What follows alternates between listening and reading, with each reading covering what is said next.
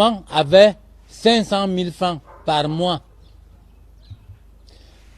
Le père de Marie-Louise avait 400 000 francs par mois. Quand Marie-Louise est partie en Europe, c'était pour aller vider les comptes. Et si vous étiez vraiment comme moi, tu perds ton enfant, même l'argent qu'il a laissé, tu n'as pas droit à ça. Et vous voyez, quand j'étais malade, ils ont fait des magouilles ici. L'acte, ça sort de l'ambassade du Cameroun à Paris. L'ambassade du Cameroun à Paris,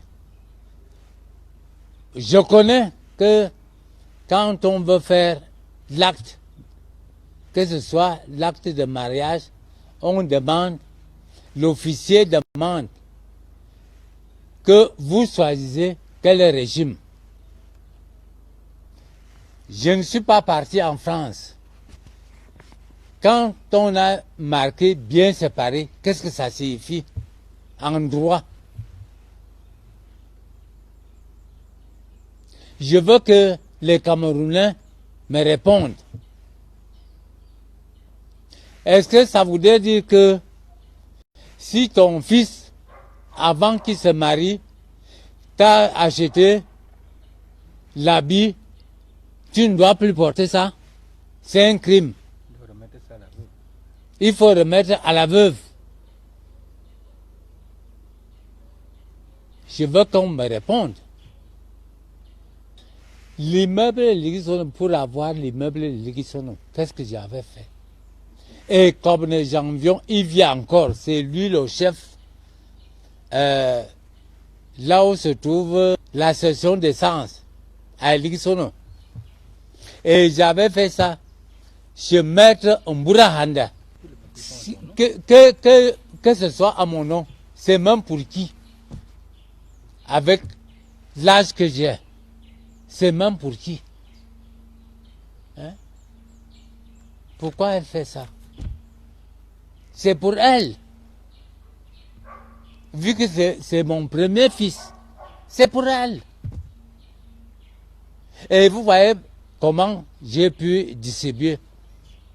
J'ai 2 enfants, 8 petits-fils. J'encadre bien mes petits-fils. C'est que Marie-Louise ne veut pas venir avec les autres. Et tout ce que Vivien a laissé en France. Est-ce que Marc était petit en France? Voilà ce qui a été au Cameroun. Moi, j'ai donné. Où est ce qui était en France? Le bar que Vivien fouille, que je garde. J'ai été vraiment surpris que le complexe bar que Vivien fouille, on est en train de faire le dispensaire. C'est ça là. Personne ne m'a consulté. Est-ce que c'est un péché d'avoir un fils? C'est ça là. Le complexe de bar que Vivien fouille. J'ai tous les plans.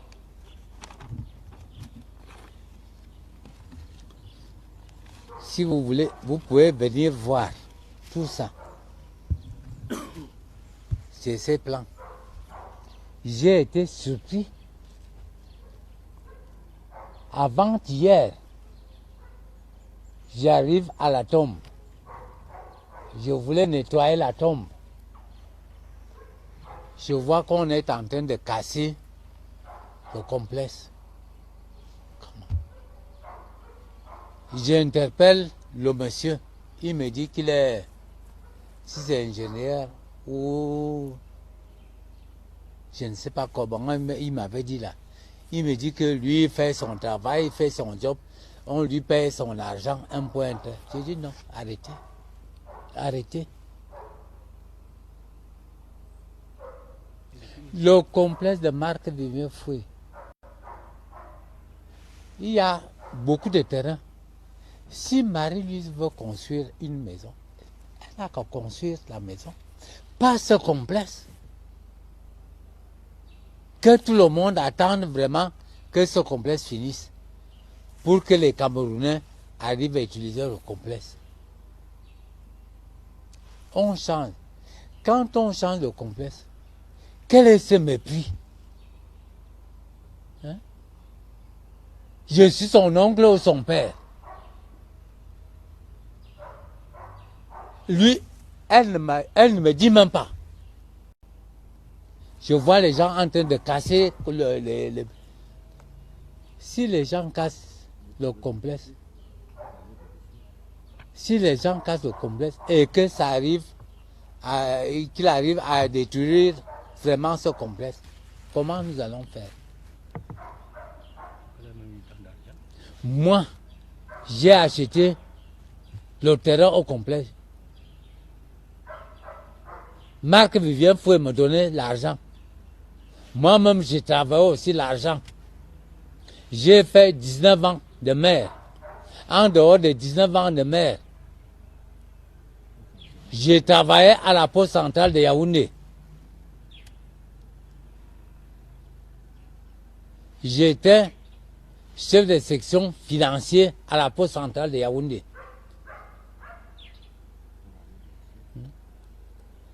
Si vous voulez, vous pouvez aller vérifier.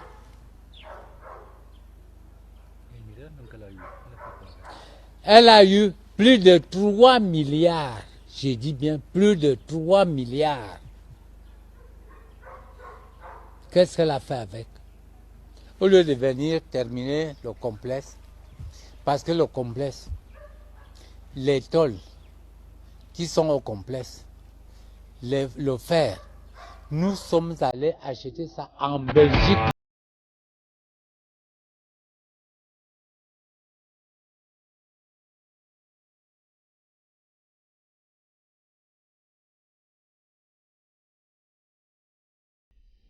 La conférence de presse, ou alors le point de presse délivré hier par Martin Amougou Foué, le père de Marc Vivien. Nous avons donc passé quelques extraits. Il est revenu notamment sur la cause de la querelle entre lui et Marie-Louise.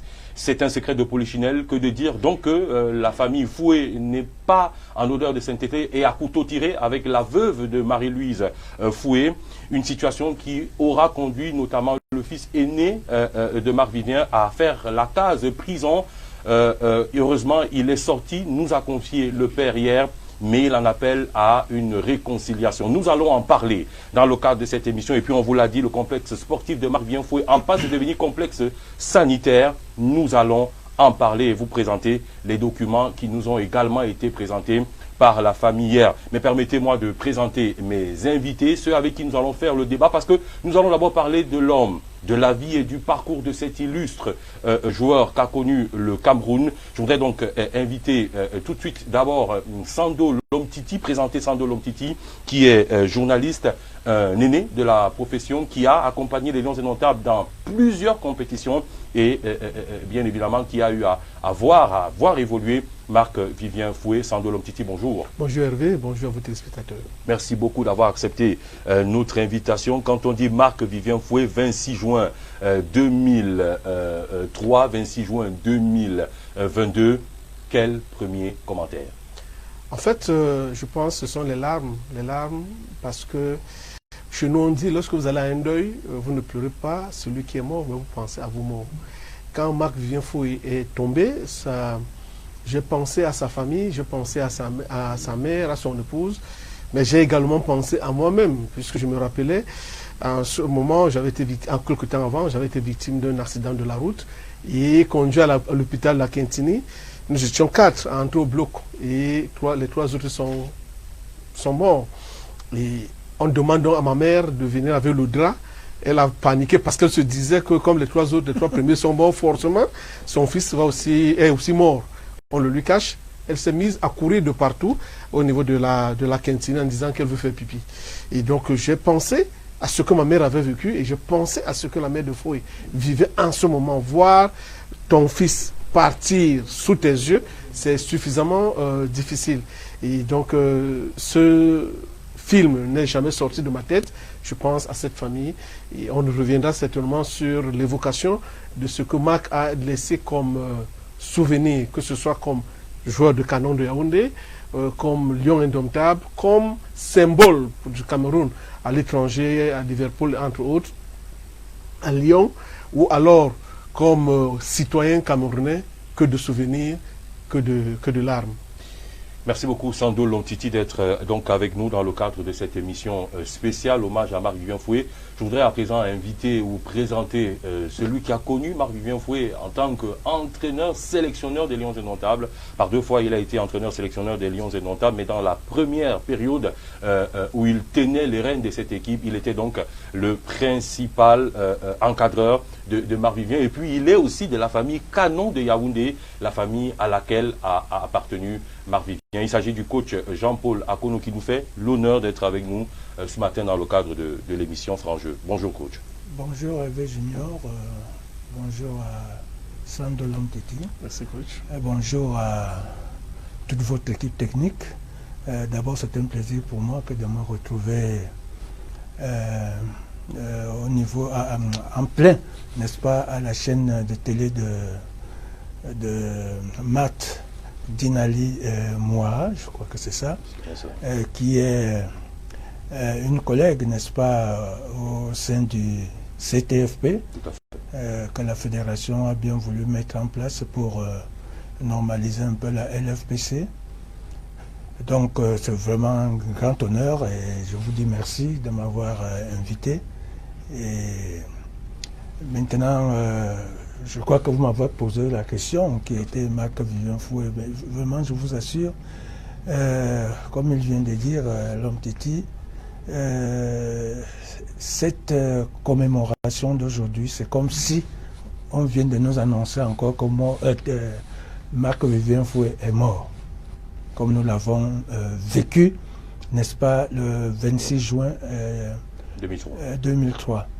Je me rappelle encore que j'étais entraîneur sélectionneur au Tchad. Je m'occupais des SAO du Tchad, c'est le nom de l'équipe nationale du Tchad. Alors je suis venu ici à Yaoundé, n'est-ce pas, pour le baptême de mon fils. Et j'ai été invité à la télévision lorsque le Cameroun devait rencontrer, je crois que c'était la Colombie. J'ai été invité et puis on a fait les débats, le match s'est bien déroulé, le Cameroun a gagné. Mais quand on voit au cours de ce match, n'est-ce pas, ces images, n'est-ce pas, qui reviennent encore à la tête, je vois 2 descentes de Foué. 2 descentes. Pas avec balle au pied, mais il allait attendre, n'est-ce pas, le retrait de son ailier, n'est-ce pas, qui débordait. Et lui, vraiment, il a piqué. Je ne sais pas si Usain Bolt peut courir comme ça. Il est parti. Au premier centre, il a loupé le ballon. Deuxième centre, et c'est là que va commencer le drame. Il fait encore la même chose. Il tacle, malheureusement, il fleure à peine le ballon. Et le ballon va vers la touche. On le voit donc, pendant que le match se poursuit, on le voit donc remonter en marchant, mais péniblement. Vous savez, quand vous êtes à la télé, devant la télé, quand il y a une action comme celle-là, vous ne pouvez pas vous rendre compte que de ce qui va arriver par la suite. Donc on suivait le match. Mais le caméraman, il y avait une caméra qui était toujours branchée sur le retour de Foué, qui marchait. Et à un moment donné, bon, on suivait le match puisque les Colombiens étaient vraiment dans notre moitié de terrain et tout. Et c'est là qu'on voit à un moment donné la caméra qui revient. Ils sont déjà maintenant au rond central. Et les joueurs colombiens qui font de la main, venez, ils tentaient de dire à l'arbitre qu'arrêtez le match. Ben, voilà, vous venez, on vient de montrer ça. Donc, venez. Voilà, là, mon Dieu, là, il était en train de mourir. Oh là là. Alors, ce ne sont pas des images supportables, vraiment. Il était en train de... Vous voyez la convulsion de ses yeux? Vraiment, je vous assure que c'était comme si c'était hier. C'était hier. Alors, l'arbitre ne suivait pas, l'arbitre était concentré sur le match. Et pendant ce temps, n'est-ce pas, Fouet était en train de partir. Quand l'arbitre, donc, arrête le match, et tout ça, notre médecin accourt, je vois encore les premières tapes, n'est-ce pas, qu'il a donné sur ses joues, et rien à faire, et jusqu'à ce qu'on voit la convulsion des yeux comme il est là. C'est là que Jean Lambert s'était exclamé, l'exclamation restée aujourd'hui célèbre. Oh là là, quelle image! Effectivement, quand il le dit, Fouet était en train de mourir. On va rester. Fouet était en train de mourir. Non, c'est pour vous dire, je voulais le dire pour faire comprendre aux gens qui nous suivent, ou à ceux qui n'ont pas vécu cette histoire-là complètement, que on ne peut pas l'oublier. Vraiment, chaque 26 juin, n'est-ce pas, depuis la mort de Fouet, c'est comme si on venait de vous annoncer que Fouet est mort. Fouet est mort, Fouet est décédé. Et de cette manière-là, sur le terrain, vraiment, je vous assure, ça fait mal. Et là où on était à la télé, le match était fini.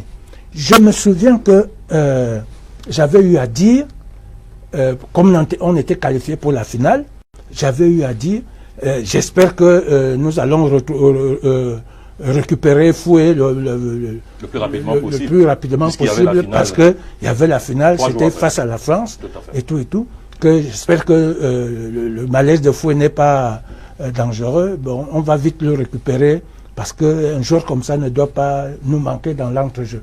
Je me rappelle, j'avais dit ça comme ça, me disant que bon, il allait récupérer. Alors, quittant le studio, on va se rafraîchir quelque part là, toujours à l'intérieur de la télé. J'entends comment on appelle Linus Pascal Fouda bruyamment. Linus Pascal Fouda s'en va, et puis on décroche le téléphone. Il suit. Et quand il raccroche bruyamment le téléphone, il m'appelle Manus. Comme je bavardais un peu avec quelqu'un, Manus! J'ai dit, qu'est-ce qu'il y a? Il dit, Fouet est mort. Voilà la manière de l'annonce de la mort de Fouet. De cette manière-là, je crois que j'avais une sucrerie que je buvais. Je ne sais pas quand est-ce que c'est tombé. Tous ceux qui sont fragiles, c'était comme dans une cour de deuil.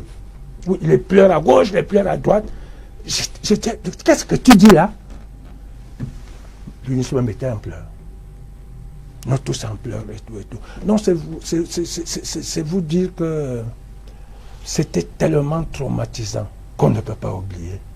N'est-ce pas, une commémoration comme celle d'aujourd'hui, comme celle d'hier, d'avant-hier et tout ça depuis qu'il est mort. On ne peut pas l'oublier quand on évoque cette histoire-là. Ça revient tout fraîchement, n'est-ce pas, dans la tête, dans la mémoire. Et perdre un monsieur de ce football, non seulement footballeur sur le plan sportif, il a été vraiment parmi les plus grands footballeurs du monde, un des plus grands milieux du terrain de ce monde, mais sur le plan humain, non. Je crois que, comme on a dit, c'était un peu, comme on dit souvent chez nous, c'est Dieu qui l'a envoyé, et il était vraiment de passage. Dès qu'il a accompli ce qu'il a eu à accomplir, Dieu l'a rappelé. Vous allez nous aider à comprendre qui était Marc-Vivien Fouet. Je rappelle que vous avez très très bien connu. Mais je voulais également demander à Sando Lomtiti, évocation, souvenir. Vous êtes où ce 26 juin 2003 ? Ce 26 juin, je suis à la maison parce que, en fait, comme je vous le disais à l'entame de ce programme, j'avais été victime d'un accident. Et le coach m'a connu dans cette phase-là. J'étais avec 2 béquilles. Et là également, je venais de sortir du bloc, enfin de l'hôpital. Et je visionne le match en famille et je vis. Comme je vous l'ai dit, à l'époque, j'habitais le quartier Kounou. Je me suis oublié. Je n'ai pas pensé à ce que je vivais là. je pensais à la famille. Pour mieux le dire, parce que j'ai suivi son père parler tout à l'heure, quand un enfant perd son père, il est orphelin ou orpheline selon le sexe. Quand quelqu'un perd son compagnon, il est veuf ou veuve selon le sexe. Quand un parent perd son enfant, il est quoi? Ça veut dire que le Créateur n'a pas pensé à ça. Et je vois Foé, je reste dans l'histoire de ma famille où j'ai vu mon père partir parce qu'il a perdu 3 de ses enfants. On l'a vu partir comme ça. Donc j'étais en tant que journaliste en ce moment-là au journal, au quotidien, Le Messager, sortant de l'hôpital, et j'ai vécu le match et je partageais un certain nombre d'éléments avec plusieurs personnes dans l'entourage de Marc-Vivien Foé. Quand je parle dans l'entourage, j'ai côtoyé le ministre Augustin Edjoa, qui a été l'un de ses parents. J'ai côtoyé la belle-mère de M. Foé. J'ai été avec le coach Jean-Baptiste Bissek, qui était très lié à Marc-Vivien du côté de Lens, mais également le coach André Guidjon-Lind, qui était en ce moment-là directeur administratif des équipes nationales. Je ne parle pas de coach Jean-Paul Akono, avec qui j'ai cheminé, qui a été l'un des accompagnateurs sur le plan technique et tactique de Marc-Vivien Foé. Donc je partageais avec lui, proche ou de manière lointaine, un certain nombre de confidences, un certain nombre de choses. En tant que journaliste, je l'avais côtoyé plus d'une fois. Je ne sais pas s'il accordait les interviews, mais je peux me dire qu'il se confessait. Parce que sa voix était réglée. Comme si c'était peut-être un ingénieur du son, sa voix ne montait pas un peu plus que celle des autres. C'est vous qui voyez que Foé, sur le terrain, était un monstre, c'est-à-dire sur le plan tactique, mais sur le plan humain, c'était un monsieur, quand il vous accorde son interview, c'est comme s'il chuchote, alors qu'il n'a peur de personne. Donc je perdais là, nous perdions là, à un moment donné, quelqu'un de très fort. Mais je vais vous raconter une histoire. La Fédération camerounaise de football, en ce moment, il y a un stage au stade de la réunification, à Amadou Ahidjo, et les joueurs revendiquent des primes. Ils viennent donc avec les sparadraps qui mettent sur les logos. Parce que c'est à partir de ce moment-là qu'on a commencé avec la prime de top sponsor. Ils estimaient qu'ils ne sont pas des individus sandwich, il fallait qu'on les paye. Foé appelle les autres pour leur dire le message est passé. J'espère qu'ils vont rectifier l'outil. Tous ceux qui faisaient le bruit, tous ceux qui revendiquaient, que c'est une revendication légitime, se sont tassés. Ils ont continué à jouer.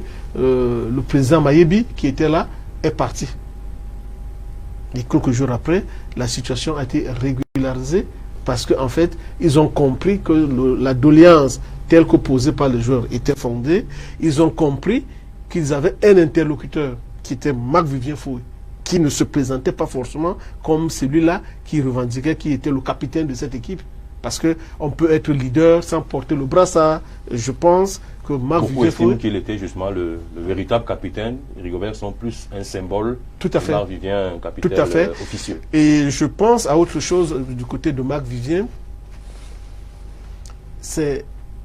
Le coach Jean-Paul Akono l'a dit tout à l'heure. Les grandes personnes ont des pieds distincts.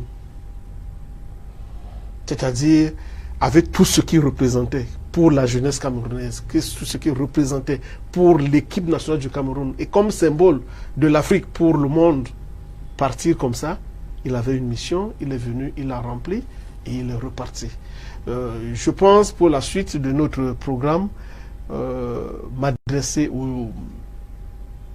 à ceux qui ne s'entendent pas aujourd'hui. Je voudrais dire, Hervé Junior, toutes les familles du monde, je dis bien toutes, connaissent des problèmes. Toutes les familles. Mais la force des grandes familles, c'est d'être au-dessus de ce qui les divise.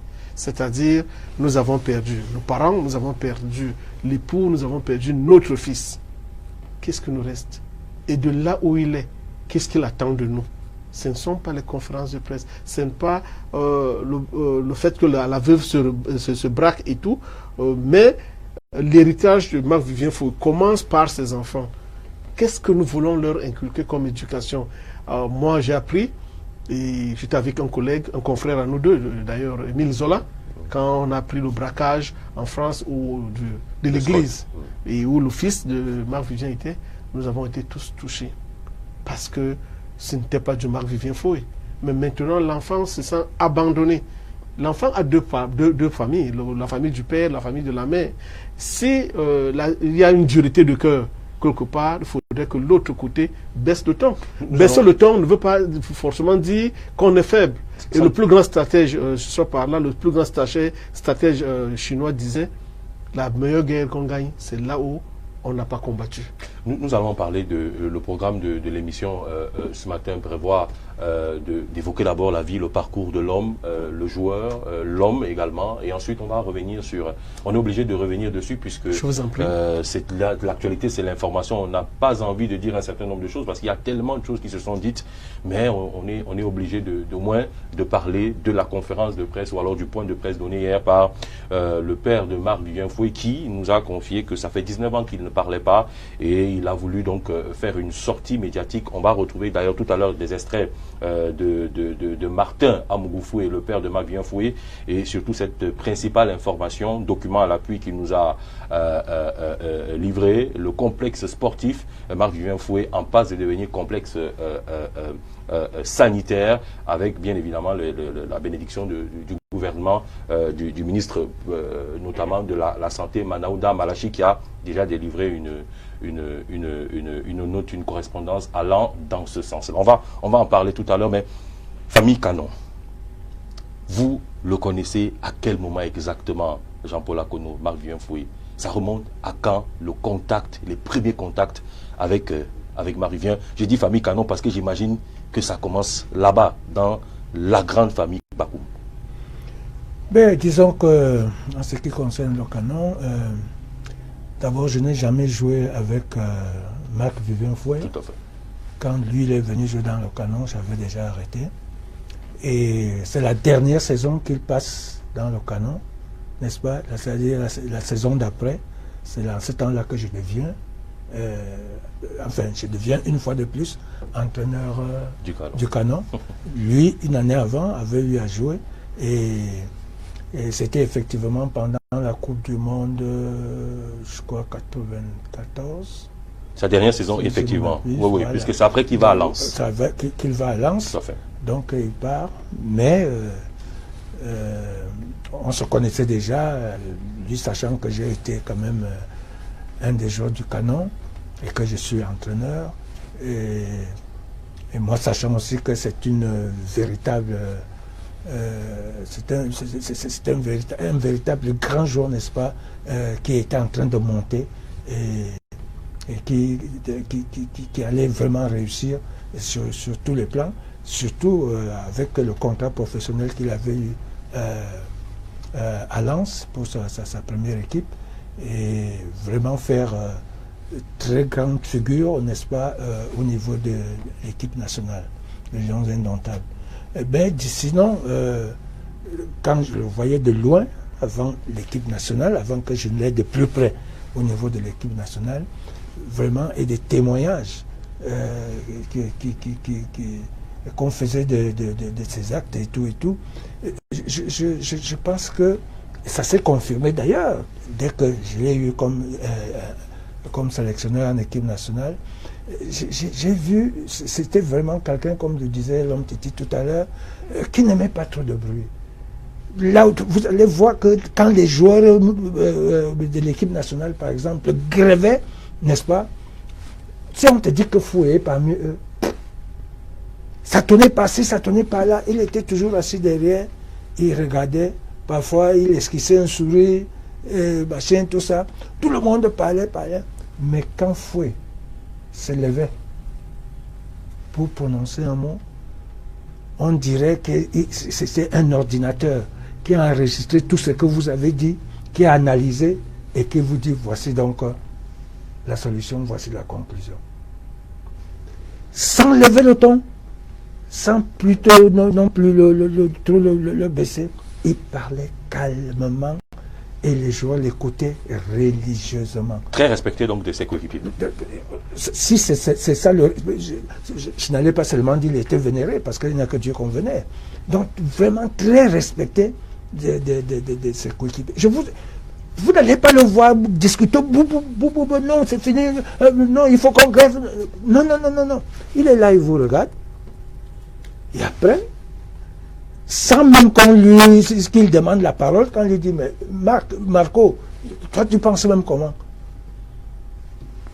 Il se lève, dit ce qu'il a dit, calmement, ça met tout le monde d'accord.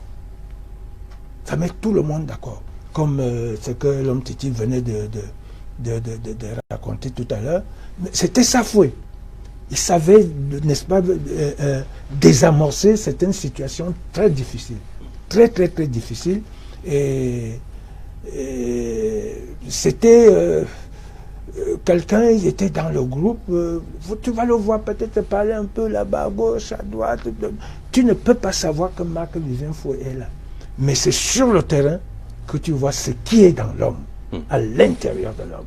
Vous avez dit un grand milieu de terrain, vous avez dit parmi les meilleurs du monde. Parmi les meilleurs, c'est pas moi qui le dis, je l'ai aussi constaté de ma petite expérience de footballeur. Non, il y en avait. Si on en comptait 5, il était parmi. Mais les grands journaux, les grands techniciens, la preuve, l'hommage qu'il a eu pendant sa mort, non seulement dans ces conditions aussi dramatiques qui ont, n'est-ce pas, bouleversé le monde du sport, mais de par son talent, pas de grands gestes, machin, mais Foué était toujours là, présent. Il avait à lui tout seul, n'est-ce pas, que ce soit à Lyon où il a joué, à Lens où il a joué, à West Ham où il a joué, à Manchester City, tout ça, ainsi de suite. Vraiment, c'était lui. Ensuite de ça, il marquait des buts, parfois, qui étaient parfois très décisifs. Très décisifs. De milieu de défensif qu'il était, un régulateur du jeu, mais il était aussi un buteur. Sur les corners, et sur les ballons que la défense renvoyait, parce qu'il avait une frappe très puissante. C'était vraiment... on ne le voyait pas extraordinaire, mais on voyait, n'est-ce pas, son apport sur le terrain. Et je vous assure, c'est un monsieur... Sans oublier maintenant, comme je l'ai dit en partant sur le terrain, je ne sais pas si je peux faire cette transition. Quand tu ne parlais plus de lui sur le côté du sport, maintenant tu vois quelqu'un sur le côté de l'homme. Alors là, c'était vraiment, et c'est pour cela que je dis, il n'y a que des gens qui ont une mission particulière, spécifique de la part du Tout-Puissant, n'est-ce pas, qui peuvent se comporter comme ça. À peu près comme Samuel Eto'o se comporte un peu aujourd'hui. Ce qu'il fait aux gens, sans regarder, sans tenir compte, c'est ce que Foué faisait. Foué, vraiment, tu viens voir Foué pour un problème, généralement, tu ne partais pas dessus. Rarement, j'allais dire, tu n'en repartais pas de là vraiment déçu. Non seulement il t'arrangeait, il trouvait la solution à ton problème, mais il le faisait plus que tu en espérais. Tu en espérais. Foué est parti jusqu'à construire des maisons aux gens. Je vous dis des maisons entières aux gens, sans bruit. Sans bruit. C'est pendant sa mort que l'on a vu des gens qui venaient pleurer. Ouais, vraiment, si je suis dans une maison aujourd'hui, c'est Foué qui me l'a construit. C'est là qu'il y avait des révélations. Merci. Le terme est vraiment à sa place. C'est là donc qu'il y a eu des révélations. Et quand tu voyais quelqu'un parler, il étant l'âme, même si tu n'as jamais pleuré dans ta vie, tu te mettais seulement à pleurer. Tu t'as dit, tu couvrais la dimension de l'homme. Tu trouvais la dimension de l'homme. Parfois même Foué. Comme si, comme j'ai dit, il avait la... Nous avons en image justement la cérémonie des obsèques. Voilà. Obsèques officielles nationales. Quand vous voyez le chef de l'État, son Excellence Paul Biya, faire l'homélie, n'est-ce pas, de la mort de Foué. De Foué au palais de l'Unité. Non, et venir à la messe, rarement le président de la République le fait. Le fait. C'est vrai, parce qu'il y a eu des obsèques au palais et le chef de l'État est venu à la cathédrale. On a amené le corps au palais. Ouais. Il a prononcé, donc, on appelle ça quoi, son éloge funèbre. Ouais. Hein, il l'a fait. Et ensuite, maintenant, à la cathédrale, pendant la messe, le chef de l'État en personne, accompagné de son épouse, n'est-ce pas, est venu. Et c'est vous dire la dimension, n'est-ce pas, de l'homme. Qui ne sans bruit, sans rien à faire, mais l'homme, jusqu'aujourd'hui, je vous dis, jusqu'aujourd'hui, normalement, on ne peut pas oublier la mort de Foué. Vous voyez, c'est difficile de vous le dire. Tout simplement que c'était un homme. Tu pouvais même dire que est-ce qu'il avait même des défauts? Est-ce qu'il avait même des défauts? Vraiment. Il était d'une largesse. C'est comme si ton problème était le sien. C'est comme si le problème, il vous disait, attends, j'arrive, ou bien s'il était là sur place, il mettait la main dans sa sacoche, et puis vous sortez votre argent, ce que vous lui avez demandé. Quand il a parti jusqu'à construire des maisons aux gens. Le complexe qui est querellé aujourd'hui, qui a été querellé, si vous savez seulement pourquoi Foué voulait faire ce complexe, ce n'était pas seulement pour les Camerounais. Même si ça faisait une très grande image et ça allait entraîner la respectabilité vraiment du Cameroun. Mais c'était pratiquement pour toute l'Afrique. Pour toute l'Afrique. On va permettre également sans doute de dire un mot dessus. Je voulais juste dire que pour le complexe, il y a d'abord eu une partie du complexe qui a été cédée avec la validation du père, qui a été cédé à la délégation générale de la Sûreté nationale. Il y avait donc un commissariat qui a été érigé là-bas, ou alors qui a occupé une partie du complexe.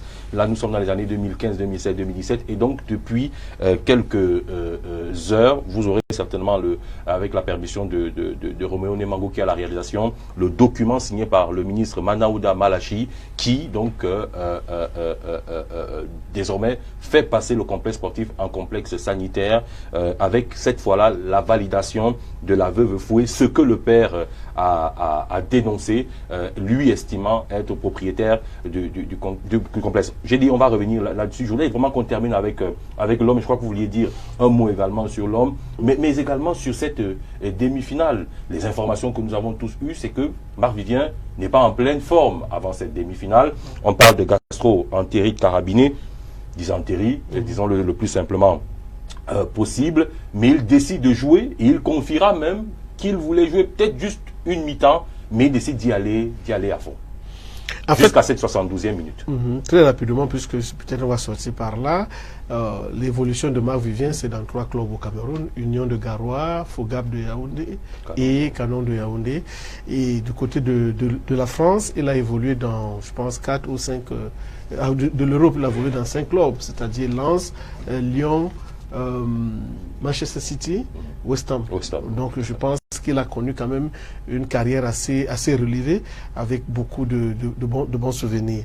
2 championnats de France, notamment à Lens et à Lyon. Tout à fait. Et l'ironie du sort, peut-être on ne l'a pas vu assez, c'est qu'il est venu mourir à domicile. Parce qu'il était fils de Lyon, ayant construit à Lyon, sa famille résidant à Lyon, et c'est là qu'il vient décéder. C'est là où le Seigneur décide de le prendre. Moi, j'ai dit, de grands hommes ont de pires destins que de symboles. Le coach Jean-Paul Akono évoquait tout à l'heure la présence du chef de l'État. Il a certainement oublié de signaler que c'est le chef de l'État qui décide également qu'il y ait une partie de la ville de Yaoundé qui portera éternellement son nom pour l'éternité. Donc je pense que ce sont des symboles. L'avenue Foué. Un nom qui conduit vers le stade de Amadou Ahidjo, lieu de théâtre où il a véritablement évolué, que ce soit avec les Lions, que ce soit avec Canon de Yaoundé. Maintenant, vous parlez de sa chute. Je voudrais dire, c'est une évocation qui ne nous amène pas forcément ou fatalement à parler ou accuser des gens.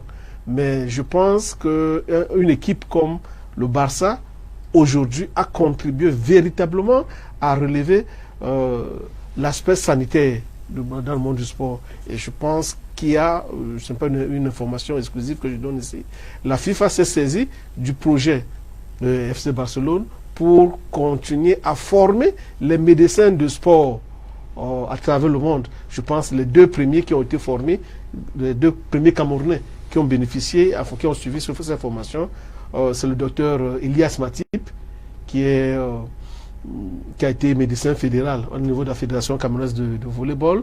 Il y a le docteur Tina. Bon, chez les kinés, le seul kiné qui a suivi cette formation avec succès, c'est Chinda. Je dis qu'il y a eu des légèretés au niveau du suivi des joueurs. Quand un joueur est mal en point, comme ça a été le cas avec Marc Vivien, avant le début de la rencontre, il était de bon ton de le mettre de côté que de l'aligner, malgré sa volonté de jouer. Ça, c'est la première des choses. La deuxième des choses, j'avoue ma faiblesse de ce côté parce que je ne suis pas médecin, mais il y a eu une arrivée tardive des secours. Peut-être, comme je le dis avec insistance, c'était le coup du destin. Est-ce que le sort aurait été autre si on avait suivi les mouvements? Nous intervenons aussi, peut-être on ne suit pas de manière linéaire ce qu'on dit. Le coach Jean-Paul Akono, qui a l'avantage d'être ancien joueur, d'abord, il est devenu entraîneur par la suite et consultant, a évoqué quelque chose qui peut-être nous a échappé, c'est les mouvements de Marc-Vivien Foué. Dans ce match-là, au cours de ce match, c'est ce qui m'amène à répondre à votre préoccupation. C'est-à-dire, il nous dit la vitesse avec laquelle il est parti, il est revenu et maintenant il a commencé à baisser de rythme, à tenir la hanche. Donc ça veut dire que le médecin fédéral, le médecin des Lions Indomptables, était la personne la plus indiquée en ce moment pour demander à l'entraîneur de le faire sortir. Parce qu'il n'allait plus produire le résultat qu'on attendait. Malheureusement, on a laissé l'irréparable est survenu et il tombe. On a passé combien de secondes avant que les premiers secours ne viennent. Avant que les premiers secours n'arrivent. Ouais. Donc je pense que cette légèreté, je dis bien que je n'accuse personne, je ne suis pas médecin, mais cette légèreté a contribué malheureusement à soutirer de nos yeux et définitivement Marc-Vivien Foué. Parce que c'était là, il fallait empêcher qu'on enlève, qu'il avale la langue. Et vous avez suivi l'exclamation du coach Jean-Paul Akono. Mais non, ces images sont insoutenables. Quand on le voit convulser, il était en train de partir.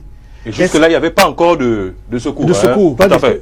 On peut revoir les images. Il n'y a pas de secours quand il est en période vraiment de grande crise. Voilà. Et je pense même, vraiment sans vous couper, sans Titi, on reconstitue les faits. Les premiers secours qui arrivent, c'est non seulement les joueurs colombiens qui donnent les premiers secours et les médecins colombiens qui viennent avant le staff médical camerounais. Tout à fait. Parmi les éléments qu'on doit retrouver en ce moment-là, je pense qu'il y a le défibrillateur cardiaque. Est-ce qu'on en avait? Est-ce que ça fait partie de nos habitudes sanitaires que quand on se déplace ou bien quand il y a une rencontre, qu'on mette ce genre d'appareil à côté de nous? Il y a lieu d'en douter. Donc je dis, Marc-Vivien Foué est mort, il avait un malaise. Est-ce qu'il était tenu de jouer? Non. Le médecin est l'un des premiers conseillers. Je peux citer dans le même cadre des Lions Indomptables un cas, le cas du médecin Michel Moutazi, oui, qui s'imposait parce qu'en fait le médecin n'est pas là pour prescrire la bétadine ou c'est pas quoi. Le médecin est le conseiller de l'entraîneur qui lui dit à ce moment, ce joueur qu'on a suivi à l'entraînement, je voudrais qu'on le sorte, il ne peut plus faire l'entraînement collectif avec les autres parce qu'il a tel élément, et maintenant celui-ci, sauf meilleur avis de votre part, moi je pense qu'il ne devrait pas jouer. Et j'évoque un cas, souvenons-nous de la Coupe du Monde de 2002 qui se passe, Corée-Japon. Oui. La France a remporté la Coupe du Monde de 98. Tout le monde attend Zidane. Le médecin de l'équipe de France dit Zidane, dans la posture actuelle, ne peut pas jouer les 2 premiers matchs. Le coach a insisté, le médecin a dit non, et comme ce n'est pas des nominations fantaisistes ou bien ce ne sont pas des présences familiales autour des sélections, le coach a suivi et Zidane n'a pas joué. Vous comprenez? Donc je pense que si on avait un encadrement médical optimal aux côtés des Lions Indomptables, susceptible de donner un avis qui soit respecté, je pense qu'on aurait évité ça. Bon, mais maintenant, le destin, c'est le destin, mais il fallait qu'on prenne toutes les dispositions nécessaires pour que cela n'arrive pas. Tout à fait. Bon, mais pour ce qui est de la chute, comme vous avez vu, il n'y a pas eu de contact. C'est-à-dire, il se coule seul au rond. Ça veut dire, c'est la somme des efforts que le coach Jean-Paul Akon évoquait tout à l'heure et le malaise que vous avez bien fait de souligner, Hervé Junior, pour nos téléspectateurs, tout cela combiné montrait que le joueur n'était pas prédisposé à prendre part à cette rencontre. Malheureusement, et maintenant le médecin qui était là, il est sorti globalement de la liste des médecins parce qu'il n'était pas médecin de sport. Ça, c'est la première des choses. La deuxième des choses, lorsqu'on veut aider les membres de la famille, ce n'est pas de cette manière. C'est-à-dire quoi? C'est-à-dire, vous sortez de l'école, vous n'avez pas 2 ans de métier, on vous met aux côtés des lions indomptables. Qu'est-ce que ça produit? Vous êtes là et vous êtes émerveillé. Je suis à côté de Samuel Eto'o, je suis à côté de Mbouma, de Foué et de tous ces joueurs-là. Mais monsieur, vous êtes loin de faire votre travail. Et c'est pour ça que la plupart de ces personnes sont des garçons de course pour les joueurs. On vous dit non, prenez 500 €, allez m'acheter ceci. Vous êtes fiers, vous êtes dans l'encadrement, dans le groupe, mais vous êtes agent de liaison pour des joueurs. Si vous avez de la personnalité, il y a des choses, des actes que vous ne posez pas. Peut-être je suis sorti du cadre de votre préoccupation, mais je dis qu'il y a eu beaucoup de manquements qui ont conduit à la mort de Marc-Vivien Foé. Nous revenons, effectivement, vous n'êtes pas sorti, je vous le promets, Sandro Lomtiti, parce que le contexte de cette Coupe des Confédérations est particulier. Et souvent, c'est revenu, on ne cherche des noix à personne. Ce jour, nous sommes 19 ans après, mais comme on a dit, nous reconstituons l'histoire. C'est bien que Jean-Paul Akon, Marc-Vivien Foé, n'est peut-être pas en même de disputer cette rencontre-là. Et c'est le médecin. Le joueur, lui, veut toujours jouer. L'entraîneur, lui, veut ses meilleurs joueurs. Mais peut-être le médecin doit mettre plus de poigne à faire faire des décisions, à faire prendre des décisions aux sélectionneurs. Je pense que c'est comme ça que ça doit se passer. Oui, je crois que vous avez parfaitement raison. Et ce que Lomtiti a dit tout à l'heure, je crois que c'est comme ça que ça s'est un peu passé. Foué effectivement sortait d'une dysenterie vraiment très aiguë. Et vous savez bien, vraiment, que quand vous avez attrapé, n'est-ce pas, cette maladie diarrhéique, vraiment, ça vous désaltère. Vous n'avez plus d'eau, vous êtes fatigué, et tout ça, ainsi de suite. Et vous n'êtes donc pas habilité, vous n'êtes pas amené, n'est-ce pas, à des efforts très intensifs comme jouer un match de demi-finale d'une coupe de confédération, des confédérations.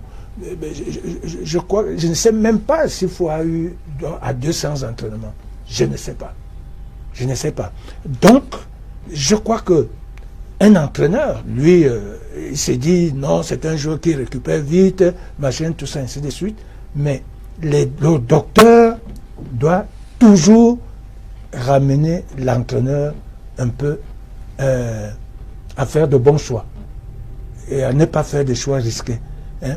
Donc c'était au médecin de dire à l'entraîneur de l'époque, je crois que c'était Wilfried Schäfer, de lui dire que non, Foué n'est pas encore à 30 même % de ses capacités. Il ne l'est pas. Mais malheureusement... Est-ce que l'enjeu ne prend pas souvent le pas sur le jeu en sélection nationale du Cameroun que vous avez bien connu? Malheureusement, si ça prend le pas sur le jeu, ça veut dire que ça prend le pas sur la vie d'un individu. Et la preuve, nous avons vu bien que nous le regrettons aujourd'hui, ce qui s'est passé. Ce qui s'est passé. Or, je vous dis, chaque fois que j'ai été sélectionneur et même entraîneur de club, que j'ai été pendant beaucoup plus de temps, je ne pouvais jamais allier un 11 ou retenir les 16 ou les 18 sans demander l'avis du médecin. Quand avant de rendre ma liste, de rendre publique ma liste, je dis au médecin, nous sommes à deux, je dis bon voilà les joueurs que je veux retenir. Est-ce que tous sont, tu trouves que comme toi aussi tu es là, à tous les séances d'entraînement, est-ce que vraiment sur le plan santé ils sont aptes. Encore, j'étais plus rigoureux encore au niveau de la sélection. Au niveau de la sélection. Dès que le médecin me disait seulement que, s'il hésitait, je lui disais, j'ai compris, docteur, j'ai compris. Je ne vais pas prendre ces risques. Et c'est comme ça qu'on s'entendait, et tout ça, ainsi de suite. Même si tu étais qui, vraiment... Bon, s'il me dit encore maintenant que, bon, si tu veux l'utiliser, mais utilise-le pendant peut-être 10 minutes, ou 20 minutes, ou pendant 45 minutes, vraiment, il faut qu'il sorte. Parfois, je jugeais de l'opportunité, si je peux le faire, ou alors, si je ne peux pas le faire, et généralement, je ne le faisais pas. Je ne le faisais pas. Parce qu'on ne sait jamais ce qui peut arriver, même au cours de ces 45 minutes, ou de ces 20 minutes, ou de ces 30 minutes. Donc, comme je l'ai dit, le médecin, et effectivement, l'homme Titi vient de dire des choses. Est-ce que c'était vraiment le médecin qu'il fallait à l'équipe nationale et tout ça? Bon, c'est pas la suite qu'on a su que non seulement il venait même de sortir, il était encore élève à l'école. Hein? Il lui restait, je crois, encore 2 ans ou 1 an.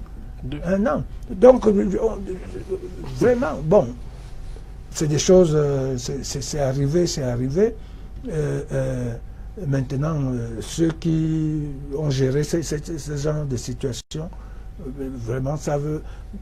Une chose est sûre, c'est qu'à partir de cette mort, on a commencé à étoffer l'encadrement médical, n'est-ce pas, de l'équipe des Lions Indomptables. Il y a même eu, à une époque, je crois qu'il y avait 3 ou 4 médecins chargés des problèmes cardiaques, n'est-ce pas? On devait toujours... En fait, coach, sur ce plan, je pense que le président de la Fédération camerounaise de football qui a commencé un certain nombre de chantiers devra continuer sur ce plan. Si on regarde les grands staffs, que ce soit la France, l'Allemagne, l'Angleterre, l'Italie, on ne parle pas du médecin. On parle du staff qui médical, est coiffé par exactement, un médecin de sport. Exactement. Et le staff est constitué en principe de 18 spécialistes à peu près. Staff médical. Oui, 18 spécialistes. C'est-à-dire, il y a le cardiologue qui est là, il y a l'ORM, tout ça. C'est quand tous ces médecins-là finissent de consulter l'athlète qu'on le remet entre les mains du médecin de sport. Exactement. Essayez de regarder ce qui se passe ailleurs. Maintenant, nous parlons dans notre pays des problèmes de budget. Mais on n'a qu'à réduire peut-être les primes, mais de mettre comment je peux dire ça, le nombre de personnes spécialisées en place. Hervé Junior, lorsque vous avez couvert, je passe sous le contrôle de l'entraîneur Magnusson, comme nous l'appelons affectueusement, qui me permettra de le faire ici. Tu vois que Magnusson, c'est un ancien joueur suédois. Parce que peut-être beaucoup de Camerounais entendent souvent parler de Magnusson. Il faut bien préciser aux téléspectateurs, aux plus jeunes, que Magnusson était un ancien joueur suédois des années... C'est une autre anecdote, parce que si je vous raconte ça... Mais nous sommes là pour ça aussi. C'est une émission spéciale, c'est une édition souvenir, c'est une édition évocation. Qu'est-ce que je voulais dire là? Magnus va revenir. Ça, il ne peut pas sortir d'ici sans nous éclairer là-dessus. Mais ce que je veux dire, c'est que si on vous met aux côtés d'une sélection nationale, il y a 2 postes que vous devez fuir. Le poste de kiné et le poste de kit manager. Parce que vous voyez seulement les équipements qui arrivent, oui. Mais quel est le travail qui est fait? Ça veut dire que le monsieur doit tenir compte de la météo pour savoir que vous avez tel type de crampons, tel type de chaussures que le joueur doit avoir, et avoir le kit complet et tout. Les habits, ils ont fini les entraînements. Rapidement, il faut que cela soit lavé et tout, refaire les packages. Ce n'est pas du tout facile. Je ne peux pas entrer dans les autres détails de ce métier. Par contre, comment vous pouvez imaginer qu'une sélection nationale ne puisse avoir que 3 ou 4 kinés? Lorsqu'un kiné a fini de masser les 2 premiers joueurs, ça veut dire qu'il y a un souci de puissance. Il faudrait partir, il faudrait se relancer, ainsi de suite, ainsi de suite. Donc il faut à peu près 5 à 6 kinés autour d'une sélection nationale pour pouvoir remonter. Parce qu'on ne remonte pas que les joueurs, il y a aussi l'encadrement technique. Quand vous les voyez monter, descendre là, ce n'est pas de la blague. Et tout, ils ont besoin de massages et tout. Et s'il faut donc masser aujourd'hui c'est 26 joueurs, s'il faut masser 33 personnes et que vous êtes 4, comprenons quand même qu'après avoir massé les 3 premières personnes, la force diminue. Oui. Et vous ne massez pas seulement pour une seule journée. C'est-à-dire, après chaque match ou après chaque séance d'entraînement, il y a des périodes de relaxation. Donc, je souhaiterais que la médecine de sport reprenne véritablement le service au niveau des sélections nationales. Et quand on parle de la médecine de sport, il y a la diététique. Qu'est-ce que les joueurs mangent? À quel moment ils mangent? Quelle est la période de récupération? Tous ces ingrédients-là contribuent à la production de la performance. Le jour où nous comprendrons que la médecine de sport représente minimum 50% de la performance, je pense que nous allons battre véritablement le Brésil. Pas seulement le Brésil, comme ils sont abattus, mais là, maintenant, on le bat en Coupe du Monde au moins une fois. Donc je dis, c'est une mission sérieuse, une mission d'évocation. Des éléments comme ça, il faut les remettre à qui de droit pour qu'ils essayent de voir avec qui on va travailler, comment on va travailler. Parce que même la Coupe des Confédérations, parce que vous avez parlé des anecdotes, la Coupe des Confédérations que nous perdons en finale là, est-ce que les Camerounais savent qu'ils sont partie prenante de la création de la Coupe des Confédérations? Peut-être ou pas.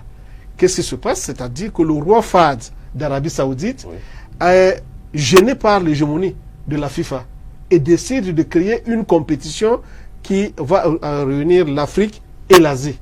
C'est d'où la Coupe afro-asiatique que nous remportons en 85. C'est son premier vrai coup de tête en ce moment-là. Donc la FIFA panique et se dit si l'Asie et l'Afrique sont unies, ça veut dire que elle va perdre l'essentiel de ses adhérents. Donc c'est comme ça qu'on crée donc la Coupe. Et même que ça va peser lourd sur les élections. De l'autre côté. Donc c'est comme ça qu'on crée la Coupe des Confédérations qui vient tuer la Coupe afro-asiatique à partir de ce moment. Donc ce sont des évocations qu'il faudrait mettre à la disposition de nos téléspectateurs pour dire nous jouons, nous avons gagné la Coupe afro-asiatique, nous avons perdu la Coupe des Confédérations du fait de ce que nous traversions, mais le Cameroun reste debout. Je voulais juste dire qu'il y a beaucoup de personnes qui sont en train d'envoyer des SMS. Vous pouvez et continuer de le faire. L'émission est interactive, émission spéciale, donc évocation, hommage à Marc-Vivien Foué. Je voulais ajouter, Hervé Junior, sur ce que vous avez évoqué tout à l'heure là concernant l'exploitation, n'est-ce pas, du site sur lequel Marc-Vivien Foué devait construire l'académie, cette académie africaine, vraiment moi je l'appelais comme ça, c'était Académie africaine. Et je crois que si ce que vous venez d'annoncer aux téléspectateurs de la LTM savait exact, je crois que là on serait en train de tuer Foué pour la seconde fois. Vraiment de le tuer pour la seconde fois. Nous avons justement le document à l'écran, permettez que je le lise pour les téléspectateurs. Le document à l'écran qui donc dit ceci: il est autorisé à compter de la date de signature de la présente décision la création et l'ouverture des cycles de formation des aides-soignants généralistes, des infirmiers diplômés d'État, des sages-femmes, des techniciens, des kinésithérapies, des psychomotricités et relaxation, spécialité option gérontologie, par Madame Marie-Louise Foué, fondatrice du complexe de formation des sciences de santé Marc-Vivien Foué à Biten-Komo. Article 2, le gouvernement se réserve le droit d'inspecter l'environnement académique et social de l'établissement à tout moment pour s'assurer que la fondatrice respecte les dispositions prévues par la réglementation en vigueur. Article 3, la présente décision sera enregistrée, publiée et communiquée partout où besoin sera, signée donc du ministre de la Santé publique, Dr Manaouda Malachi. C'est donc ce décret portant création et ouverture du complexe de formation des sciences de santé Marc-Vivien Foué. Et juste pour préciser que les travaux ont bel et bien démarré. Le complexe sportif donc est en train d'être muté en complexe de formation des sciences de santé Marc-Vivien Foué. Et justement, le père de Marc-Vivien a fait une communication là-dessus. Je propose que nous allions encore l'écouter avec la permission de la réalisation, que nous prenions l'extrait numéro 1 du papa de Marc Vivien Foué, et qui revient donc sur le complexe, et qui revient sur beaucoup d'actes qu'il estime, lui, être des actes falsifiés. Est-ce qu'on peut reprendre l'extrait numéro 4 et l'extrait numéro 1, Roméo Nemangou, pour la gouverne de nos téléspectateurs et de nos invités en plateau? Voilà les actes. Ça sort de l'ambassade du Cameroun à Paris. C'est ça là.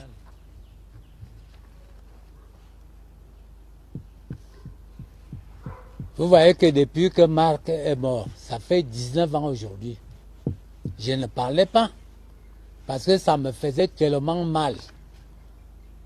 Ça me faisait tellement mal, de sorte que pour prononcer même ce discours aujourd'hui, ça me fait mal. Ça fait 19 ans que Marc est mort. Et sur les 19 ans, j'ai eu l'AVC.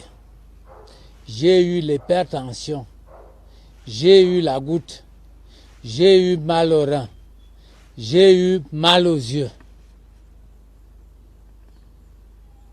C'est pour ça que j'étais vraiment incapable de parler. D'ailleurs, je vais vous donner, vous allez prendre, c'est ça là. Et pour prouver que ces actes sont fausses, vous pouvez voir et les cachets. D'autres ont même des cachets, d'autres n'ont pas. Et d'autres ont même les cachets à l'envers. C'est ça là. Je ne voulais pas parler parce que je suis déjà assez mûr. Je ne parle pas n'importe comment. Si ma belle-fille me pousse vraiment à parler, si ça ne la fait pas mal, moi ça me fait mal. Je n'avais que 2 enfants. 2 enfants. Marc est mort. Foué Ateba est resté seul. C'est ça là. Et j'ai donné tout à mes petits-fils. Tout ce que Marc a fait ici au Cameroun. Du moins, tout ce que Marc a laissé en Europe, où est ça? Son enfant part en prison à cause de 42 €. Vous vous rendez compte? 42 €. Moi, j'étais au tribunal, là-bas à Lyon, quand on le condamnait. Le président du tribunal a demandé, Madame Foué, votre enfant sort à 2 h du matin, vous étiez où? Elle a commencé seulement à pleurer. Ah oui. Et Scott a eu 5 ans de prison ferme. En dehors de ça même, on l'a enlevé carrément à Lyon. Et l'a envoyé très loin, après Paris, à plus de 150 km. Et si vous étiez comme moi,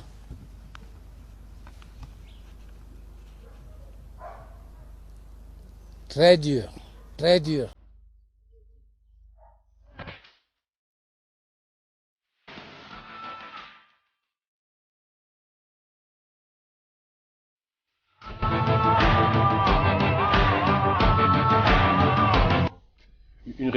Une réaction qui illustre donc le climat attendu entre le père de Marc Vivien Foué, M. Martin Amougou Foué, et sa belle-fille Marie-Louise Foué, et qui va un peu dans ce que vous étiez en train de développer, coach Akono, sur donc ce complexe. Ils ne peuvent pas être ensemble, et en fait, s'ils sont ensemble, c'est sûr que le complexe va aller jusqu'au bout. Le fait que le complexe soit muté aujourd'hui en complexe sanitaire vient simplement prouver que la famille n'est vraiment pas en accord, malheureusement.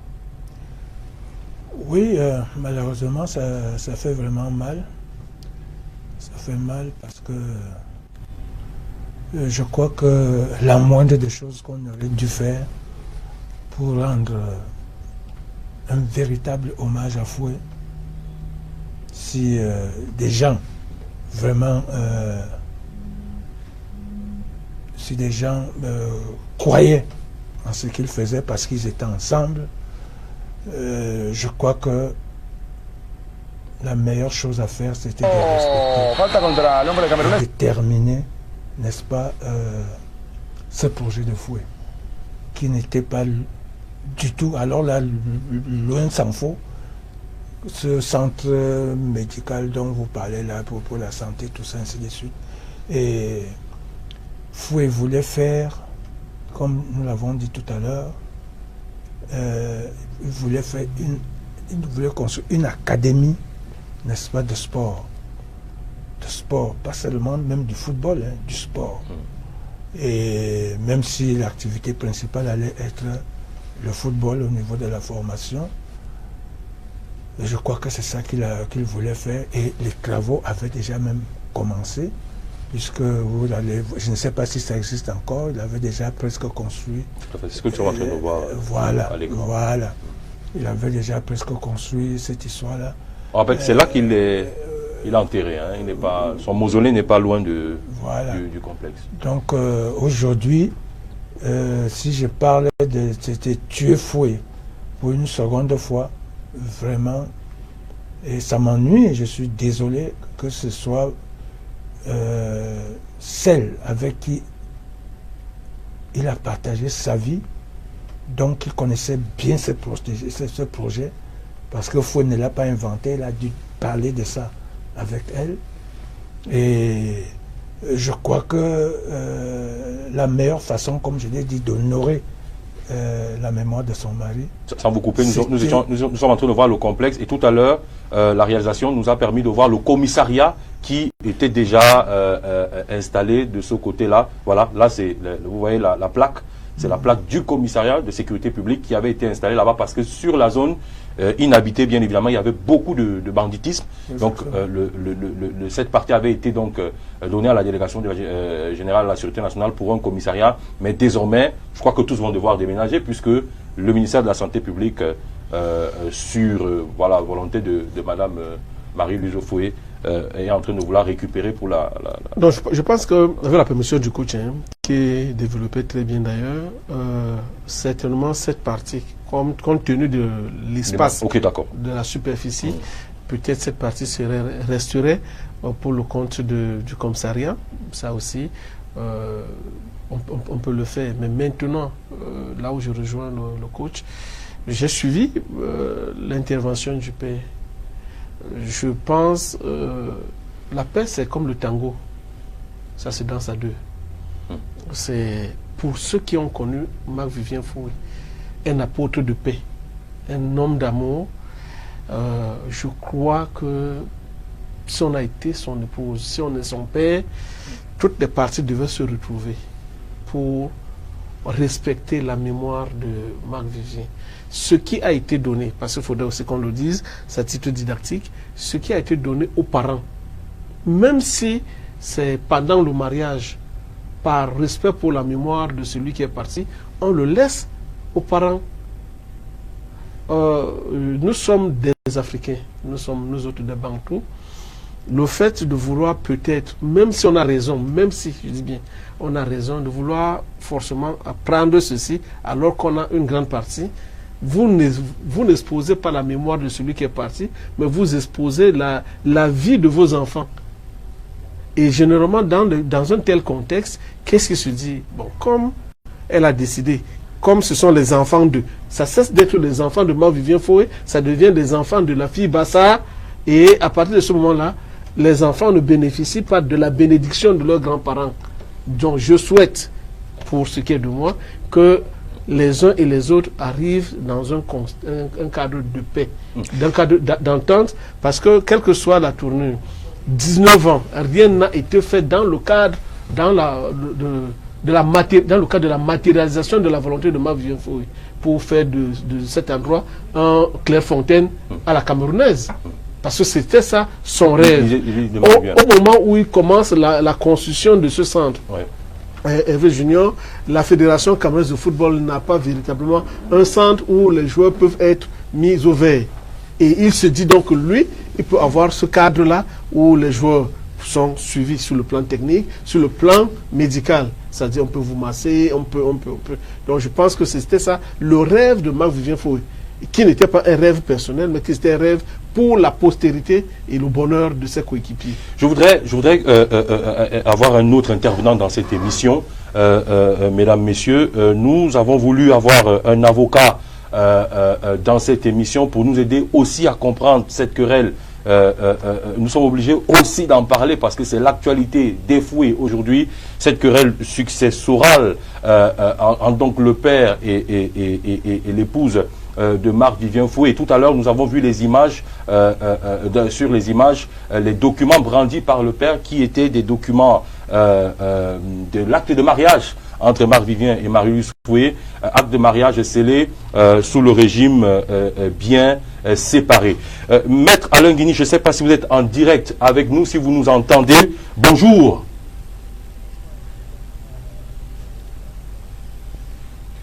Nous allons essayer de voir si vraiment tout est... Maître, vous nous entendez là?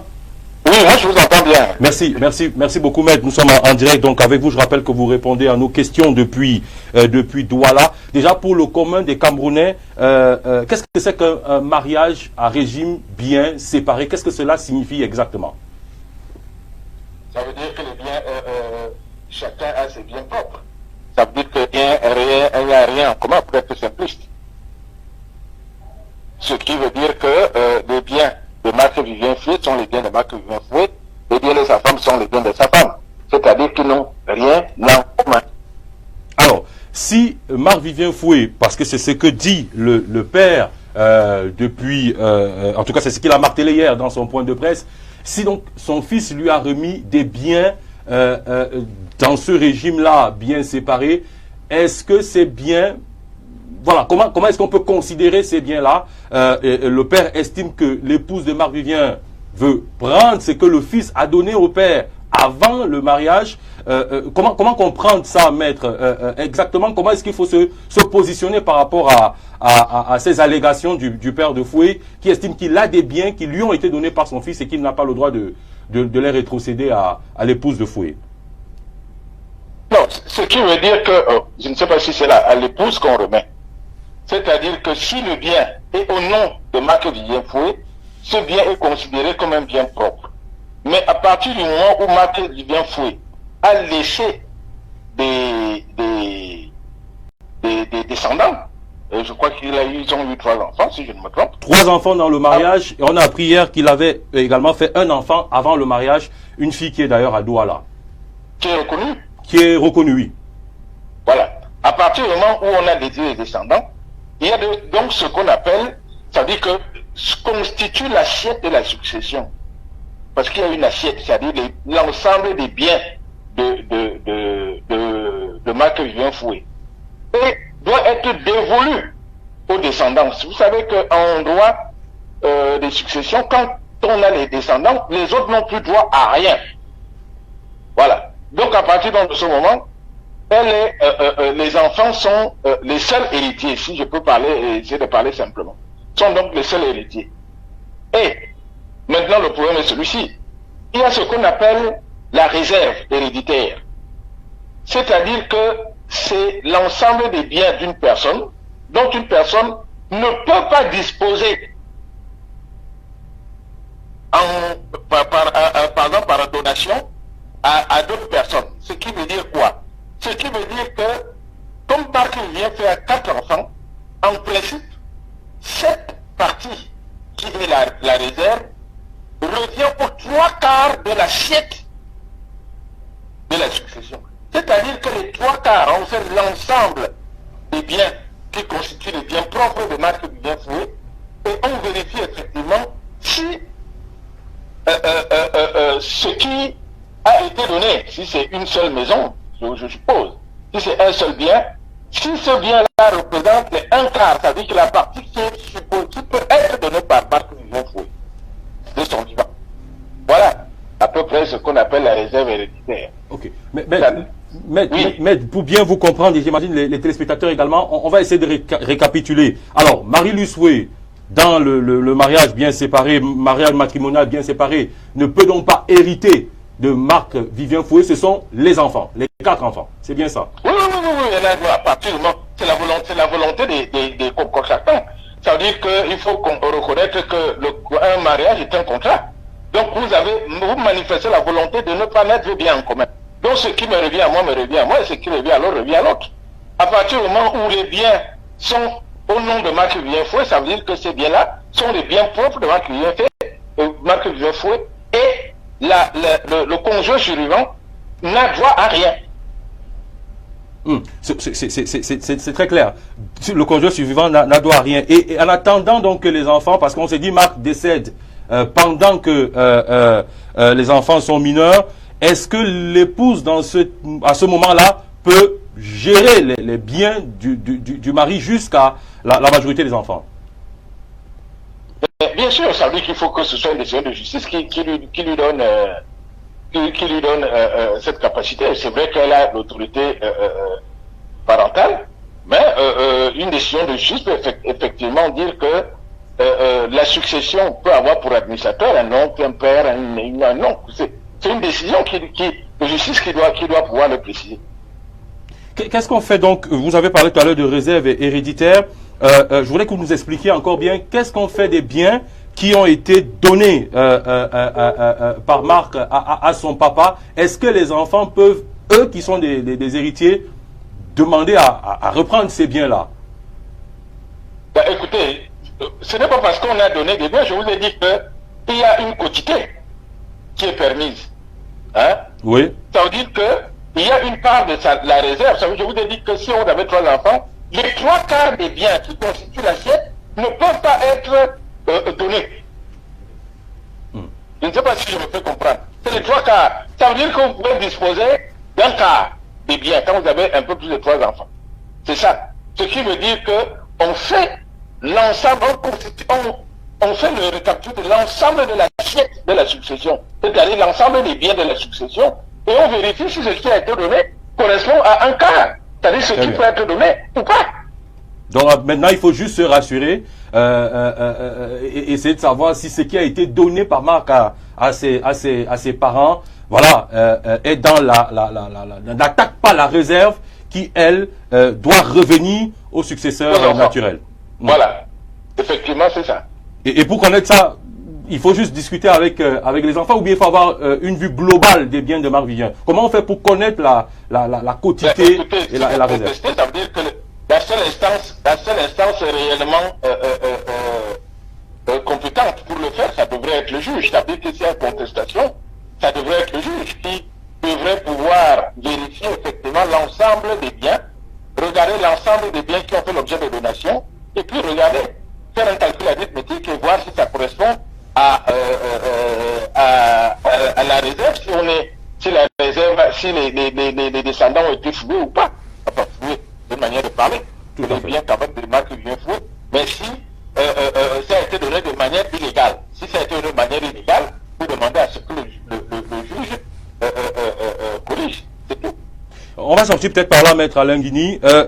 Comment est-ce qu'il faut comprendre la bataille à laquelle nous assistons depuis quelque temps donc, par médias interposés? Hier, le père de Marc Vivien, il a quasiment mis les 2 pieds dans le plat avec donc ces immeubles qui sont à lui et qu'il n'a pas le droit de remettre parce qu'ils lui ont été donnés par son fils. L'épouse de Marc Vivien qui a procédé il y a quelques années, je crois 2 ans exactement, à l'expulsion des locataires du célèbre immeuble de Marc Vivien à Elixono, l'immeuble qui appartiendrait au père de Marc Vivien Foué. Comment comprendre cette bataille-là aujourd'hui, et même l'histoire désormais du complexe qui, d'après le père, d'après les documents qu'il nous a montrés, est à son nom, mais que Marie-Louise a décidé de concéder au gouvernement camerounais, au ministère de la Santé, qui veut y faire un complexe sanitaire. Comment comprendre cette bataille de succession aujourd'hui autour des biens de Marc Vivien?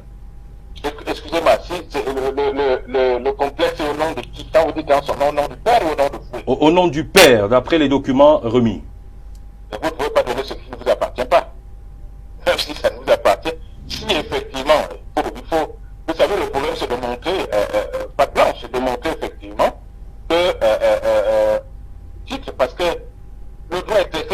Tout à fait. Vous prétendez avoir droit sur un terrain. Le droit était clair. La propriété sur un terrain se trouve par un titre foncier en votre nom. Donc, si le titre foncier au nom du père de Marc-Vivien Foué, alors Marie-Louise. Marie-Louise Foué ne peut pas en disposer, ne peut pas donner ce qui ne lui appartient pas. Et encore, même si par extraordinaire, ça appartenait au père Foué, à Marc-Vivien, pardon, il faudrait un unique administrateur, hein, et l'administrateur n'a pas le droit de disposer. En attendant, ça veut dire qu'il faut qu'elle demande l'avis, même si je crois savoir que l'aîné doit déjà être majeur. Scott Foué, oui. Ouais, celui qui est en prison. Il est sorti de prison déjà. Il est sorti de prison. Je crois que celui-là, il faut, elle ne peut pas en disposer comme ça sans demander son avis. Donc, c'est des choses un peu plus compliquées qu'on le croit. Bon, vous savez, les êtres humains, ils sont comme ils sont. C'est dommage que l'héritage ou alors de Marc-Vivien tourne à la Bérésina comme ça tourne là, parce que je pensais les gens auraient pu s'entendre en mémoire de Marc-Vivien Foué, qu'on respecte sa mémoire, c'est-à-dire que les parents respectent l'épouse et les enfants, et que l'épouse et les enfants respectent les parents. Je crois que c'est la volonté de l'être humain, mais il faut sonder la vérité, la volonté propre de Marc-Vivien Foué. Ça, c'est le problème humain, s'entend. Sonder, je crois que Marc-Vivien aimait bien ses parents, et il aimait bien son épouse et ses enfants. Maintenant, à eux de s'entendre, et c'est des problèmes humains. Vous savez, les êtres humains sont décidément terribles. Merci beaucoup, Maître Alain Guignon. Souhaitait avoir l'avis d'un expert des questions de droit, de succession. Merci infiniment d'avoir répondu à nos questions. Je vous en prie, c'est moi qui vous remercie de m'avoir sollicité. Alors, Maître Alain Guigny, donc en direct depuis Douala, qui nous aidait un peu à comprendre, c'est beaucoup plus complexe qu'on ne peut l'imaginer. Mais c'est désolant, coach Akono, et il nous est même revenu qu'il y a des amis de Marc-Vivien qui ont voulu poursuivre l'œuvre de Marc-Vivien, qui avaient fait des promesses pour poursuivre le complexe sportif, mais qui n'ont jamais vraiment pu s'y engager à cause de ces querelles. Non seulement il y avait des amis, des partenaires qui étaient prêts effectivement à venir parachever ce projet, mais il y avait même le gouvernement qui s'y était engagé par la voix du président de la République, qu'il avait eu à dire que ce projet, n'est-ce pas, sera continué, ça va se continuer avec l'aide avec l'apport du gouvernement et tout, et je pense que si ces partenaires et le gouvernement n'ont pu, n'est-ce pas, n'ont pu le faire, c'est justement à cause de cette bataille qui me semble être beaucoup plus juridique, peut-être que les uns et les autres n'appréhendent pas comme il faut. Donc, mais je le redis, vraiment, ne pas respecter la mémoire de Foué pour ce qu'il voulait faire, et je pense que c'est le tue encore pour la seconde fois. Pour la médiation, est-ce que, nous, enfin, je sors le mot parce que je pensais à ce mot-là, est-ce qu'il ne faut pas une médiation, coach, entre le père et l'épouse de Foué au jour d'aujourd'hui? J'en ai un peu parlé avec certaines autorités en préparant l'émission qui me disaient ça regarde la famille. Mais compte tenu de ce que Foué était pour le pays et du fait qu'aujourd'hui c'est quasiment à la sourde oreille, est-ce qu'il ne faut pas une médiation à un niveau un peu plus élevé? Encore que peut-être que je ne suis pas le mieux informé de la République, mais j'aurais quand même appris qu'il y a eu effectivement des médiations.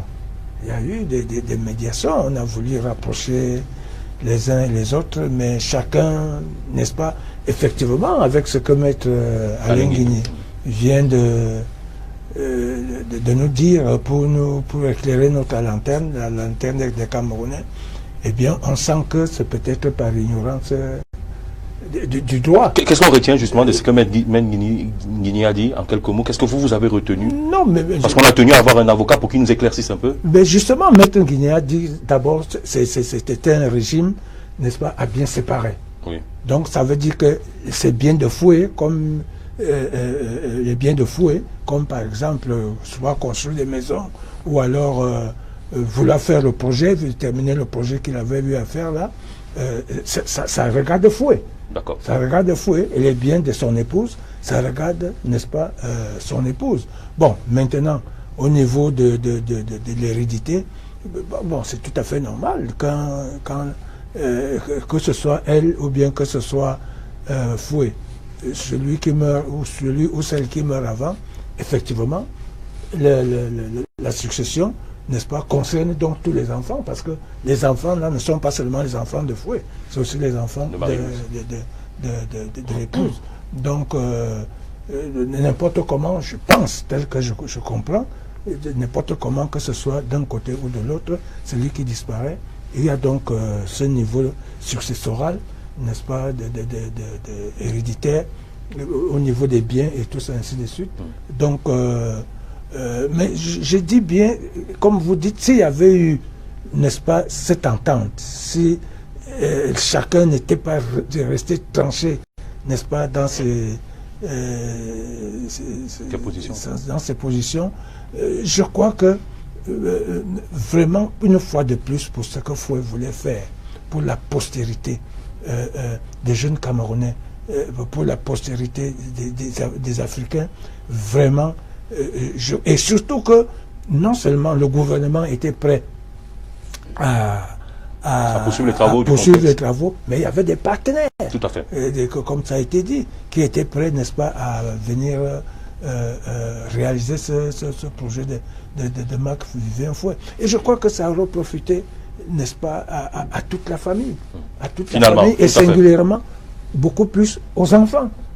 Parce que dans tout ça, vraiment, le père, la mère, le grand-père, machin, tout ça, bon, c'est bien, c'est la famille. Mais je crois que le fruit de tout ce que ce couple a eu à faire, c'est bel et bien pour les enfants. Et on ne parlera jamais assez de l'impact psychologique et émotionnel de Scott Fouet, l'aîné de Marc Vivien, qui a dû passer ces dernières années par la case prison. Il est sorti, mais encore, vous vous rendez compte, ce n'est pas la grande forme, d'après nos dernières informations psychologiques. Jusqu'à présent, il reste marqué par non seulement le décès, mais par tout ce qu'il vient de vivre. Sandro Lomtiti, nous sommes en train de sortir de l'émission, on parle d'une médiation, et qu'est-ce qu'on retient de ce que l'avocat a dit tout à l'heure? L'avocat a fixé le cap. Il nous a donné, il a parlé là comme c'était un phare. Voilà, voici l'orientation que nous devons suivre. C'est sur le plan du droit, on n'a rien d'autre que de respecter les textes. Mais maintenant, moi je parle en tant que Bantou. Marie-Louise Fouet ne travaillait pas, n'avait pas un travail fixe, rémunéré au moment où son mari jouait. Et si c'était un jeu d'un couple pour que les biens de Marc Vivien ne soient pas arrachés à un moment donné de la vie, parce qu'il fait plus confiance à sa femme, il dit ok, j'investis ceci, je mets à ton nom, parce que Marie-Louise n'avait pas une fortune lui permettant de se taper les immeubles tels que ça se présente au jour d'aujourd'hui. Donc moi je peux me dire que c'est un jeu, et le coach Jean Paul Akono vient de sortir par là en disant il faut tout simplement penser à la vie des enfants de Marc Vivien Fouet. Moi j'estime, et je l'ai dit, la meilleure guerre qu'on remporte, c'est celle où il n'y a pas eu de combat. C'est-à-dire on s'incline devant la mémoire, on se dit, pour le dire en d'autres termes, chez les Bassans on dit, si vous êtes un grand agriculteur, si vous prétendez être un grand agriculteur et que l'éléphant ne s'est pas servi dans votre champ, c'est que vous n'êtes pas un grand agriculteur. Donc apprenez à perdre à un moment donné de la vie. J'ai raison, je m'incline pour l'image de mon mari, pour l'image de mon fils, pour l'avenir de mes enfants. Je continue à dire que s'il y a quelque chose que le fils a laissé pour son père, je ne dis même pas pour son géniteur, je dis pour son père, que Marie-Louise laisse ce côté-là, qu'elle se concentre sur l'essentiel. Les malédictions qui partent des cœurs des grands-parents peuvent être très très fortes, et que peut-être c'est ça qui suit Scott de l'autre côté. Ne croyons pas que le monde, oui, nous sommes chrétiens, nous sommes ceci, mais nous appartenons à une communauté. Notre anthropologie nous parle, notre vie sociale nous parle. Qu'est-ce que nous voulons? Qu'est-ce que nous voulons de nos enfants? Je vous ai donné l'image de la mère de Marc Vivien, où qui voyait son enfant partir. Aucun parent ne peut accepter, sauf ceux qui sont dans la sorcellerie, vous laissez partir leurs enfants de cette manière. Donc, pour sortir définitivement, c'est dans le cœur des gens que naît la guerre, et c'est dans le cœur des gens qu'il y a la paix. Qu'ils pensent à la vie des enfants, qu'ils pensent à la mémoire de Marc Vivien, et qu'ils se rendent compte que définitivement, ils ont tout perdu. Ils ont perdu 19 ans. Ce centre on aurait récupéré l'argent injecté. Et la mémoire de Marc Vivien ne serait pas restée dans le prix de RFI et dans l'avenue Marc Vivien Foué. Marco Ndigui qui nous écrit bonjour à vous sur le plateau et bel hommage mérité à ce guerrier et son bel Joseph qui nous écrit nous avons reçu un autre message. Beaucoup de personnes en même temps essayent d'appeler, c'est mieux les messages. J'essaie de récupérer un autre message. Bonjour, merci pour les éclairages, coach Jean-Paul Akono. Il demande si le coach a touché toutes ses primes. Bon, je sais pas si c'est le débat ce matin. Alors, bon, il y a des messages d'injures que je ne voudrais bien évidemment pas lire parce que notre but n'est pas de prendre un côté ou un autre. Nous, on a essayé d'établir la vérité. D'ailleurs, nous sommes ouverts à une interview, pourquoi pas, avec avec Marie-Louise Foué. Bonjour le plateau. Tu nous as présenté la vision du père de Foué. Nous attendons celle de Marie-Louise Foué. Effectivement, nous tous, nous l'attendons et ce n'est pas faute d'avoir demandé. Moi, je suis personnellement le dossier depuis au moins 8 ans. Le dossier Marc Vivien Foué, donc c'est pas faute d'avoir essayé. Si c'est à LTM qu'elle accepte de nous parler, eh bien, ce sera avec beaucoup de plaisir. Voilà, j'ai beaucoup de messages pour le coach. Nous en avons terminé, en tout cas, il y a eu beaucoup de messages. Je ne peux pas tous les lire parce que nous sommes arrivés au bout du temps, imparti à cette émission. Ça va très vite. Merci beaucoup, coach Jean-Paul Akono. Merci beaucoup à Sando Lomtiti. On voulait avoir des références de sport qui connaissaient Marc Vivien Foué, qui pouvaient en parler avec autorité. Nous les avons eus. Eh bien, cette journée est complètement dédiée à cet homme-là qui a porté fièrement le maillot des Lions indomptables du Cameroun. Bonjour à tous. Retrouvez l'édition rediffusion de cette émission ce soir à partir de 22 h sur la télévision du Monde. Et à très vite, à la semaine prochaine notamment, si tout se passe bien et si Dieu le veut.